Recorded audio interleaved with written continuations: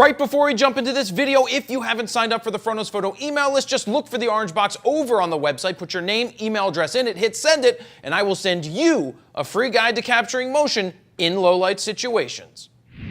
Jared Polin, FroKnowsPhoto.com, and this is a side-by-side comparison between the Canon 5D Mark III and the 5D Mark IV. Now, I'm going to be going over the specs, and I want to help you decide if you already have a 5D Mark III, whether you should upgrade to the 5D Mark IV, or if you've been waiting for the 5D Mark IV to come out to see what would happen with the price of the 5D Mark III. I am here to help you figure that out, and this is not a review of the 5D Mark IV. We'll have a full one of those out in the not-too-distant future. So let's get into the specs, starting with the price point. The 5D Mark III is currently selling new for $25.99, but you can get it refurbed for $20.99 at the Canon store online, and the 5D Mark IV is $34.99 new. So that's our base starting point. You have to remember that when the 5D Mark III came out, it was also priced at $34.99. So obviously you can see the 5D Mark III is less expensive than the 5D Mark IV. So let's look at the megapixels. You have 22.3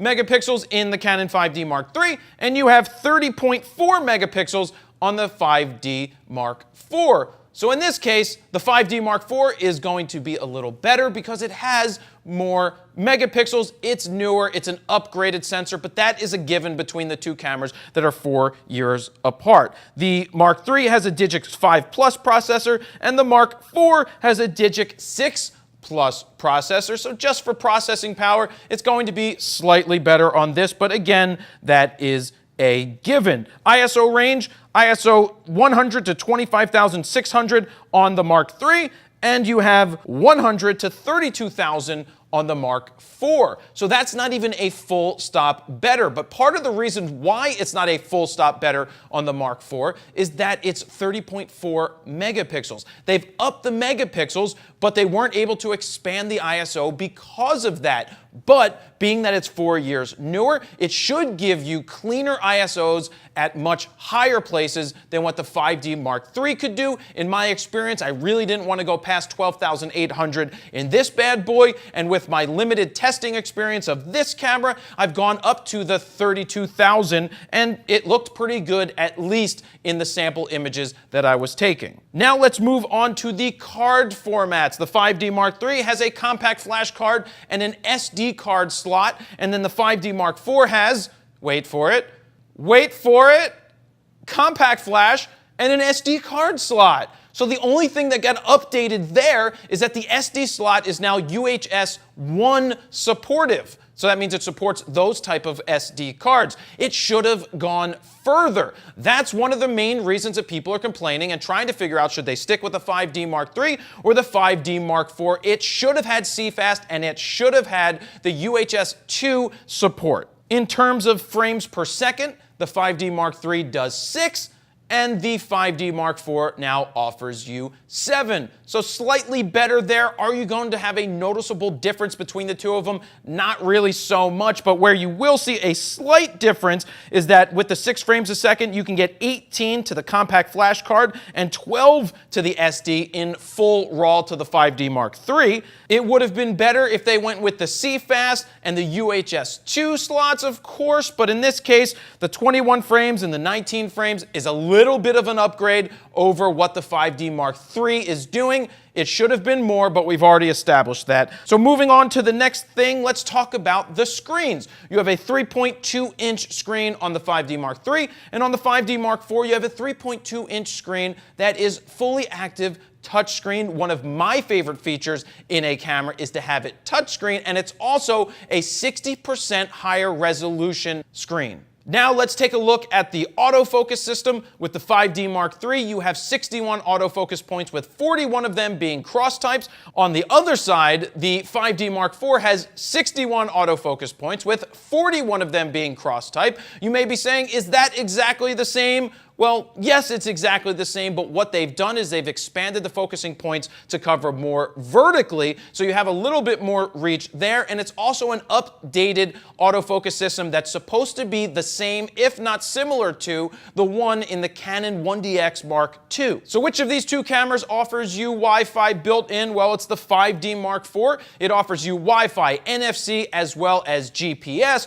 where the 5D Mark III did not have Wi-Fi built in, and it also does not support the new Wi-Fi adapter that Canon just released. The 5D Mark IV adds a new feature called Dual Pixel RAW that allows you to shoot in a new format that gives you micro adjustments after the fact to your focus. If you miss slightly, you may be able to make an adjustment in the computer to get a sharper image. On the other side, it didn't have it, but that was 4 years ago. Not a deal breaker at all. We'll see where that technology leads us. So now let's get into the ergonomics. The bodies are pretty much exactly the same with some minor tweaks. The 5D Mark IV is 2 ounces lighter than the 5D Mark III. Where did they get the savings?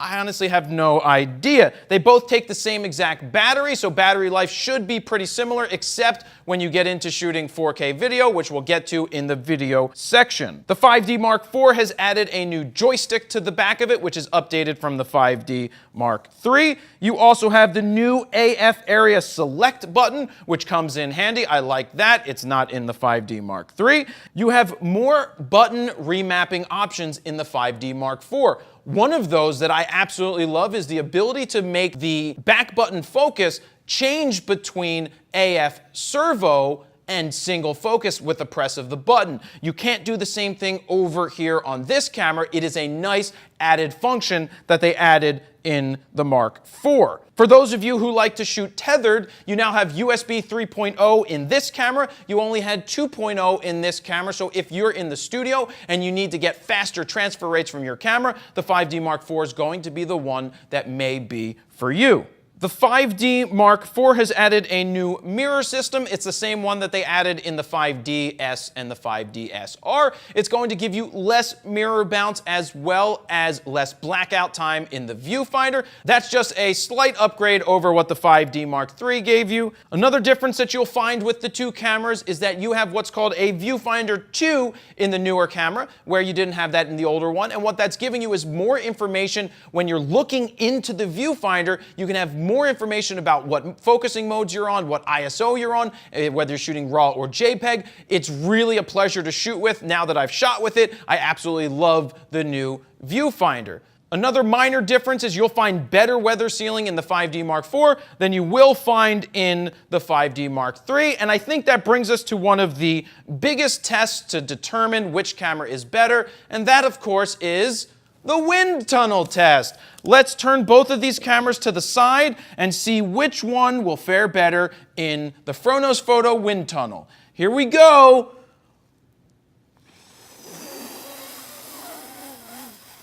DNA sold separately. All right, let me make sure I have the right cameras on both sides. Yep, that's the Mark III over here, and this is the Mark IV over here.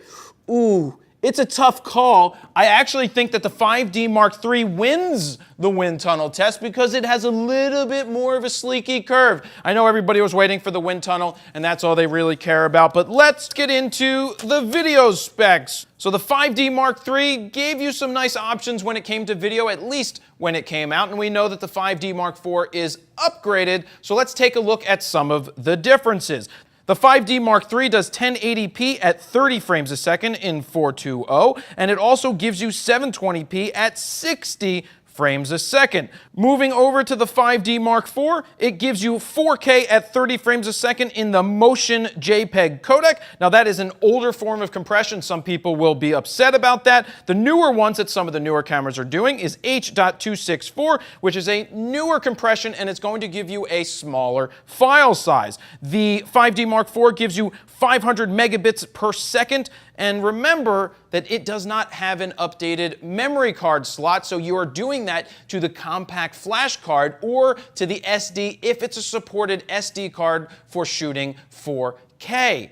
But don't worry, it will shoot 4K to the compact flash card as long as you have a fast enough card to support it. And we even tested out a UHS-2 SD card in this camera, and it actually did record fully in the 4K, but when we tested a UHS-1 card in the camera, it stopped every 2 minutes. You also have full DCI cinema at 4096 by 2160, but one of the major issues is it does the 4K, but it does it at a 1.74 times crop factor, so that means you are losing that extra wide angle when you throw on something like the 11 to 24. A lot of people want full frame and want full frame that does full on 4K so that you can take advantage of the widest lenses possible. For those photojournalists out there that are going to be shooting 4K video, you also have the ability to pull out 8 megapixel stills from that footage. So this camera also gives you 1080p at 60 frames a second, where the 5D Mark III only gave you 30 frames a second, but the bit rates are basically the same between both cameras. So if you're just looking to shoot in 1080, maybe you stick with a 5D Mark III and pick one up refurbed. That could be a better option.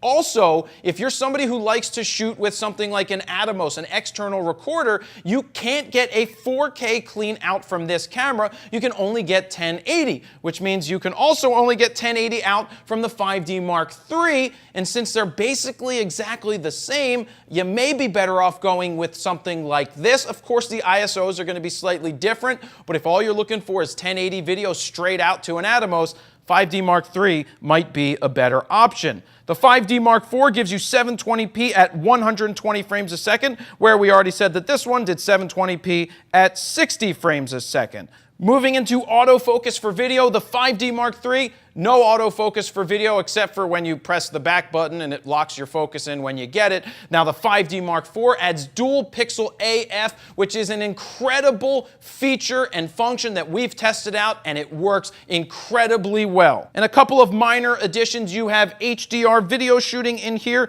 as well as a time-lapse mode. You did not have that in the 5D Mark III. So I'd love to hear your comments before I finish up this video. Leave them down below. Which one is going to be for you? Also give us a thumbs up if you like the video, and go ahead and subscribe right here on YouTube. So now it's time to decide which one is for you. Of course, you have to make the decision if it's a worthy upgrade for you. I think it's a worthy upgrade if you can afford it, but if you're not a full-on, full-time professional and you just love taking photos and you want to get better video, you can upgrade to a 5D Mark III refurb right now for $2,099 while the supplies last, I'm assuming, at Canon's website. But let's look at somebody who has a 5D Mark III. If you are a full-time working professional, is it a worthy upgrade to this camera? If you shoot stills, I think it is a worthy upgrade. If you're getting paid to take photos and you make money time in and time out, then yes, this tool is going to give you some new options that I think are going to make your job much easier. If you already own a 5D Mark III and you're not a full-time professional, or you don't think this is worth it upgrading for you because you don't need the 4K video, or something else gives you a better option, then obviously don't upgrade. But this is a great opportunity for somebody who's wanted to jump into the full frame game and get a really good professional camera for around $2,000 refurb. So if you have a 60D and you want to upgrade, this could be the option to do it, and take the extra $1,500 that you're saving and put that into some good glass. So pretty much, guys, it comes down to you. Do you think it's a worthy upgrade? Let me know down below. I personally do, for the type of work that I do, and I really think it's a well put together camera with some major things that Canon left out. Of course, we'll review that all when we do the 5D Mark IV real world review. That video will be out shortly, but that's pretty much it, guys. This is a side-by-side comparison of the specs with some of my thoughts and ideas put in there. And really, it just comes down to what works for you out there. And that's where we'll leave it. Jared, PolandFroKnowsPhoto.com. See ya.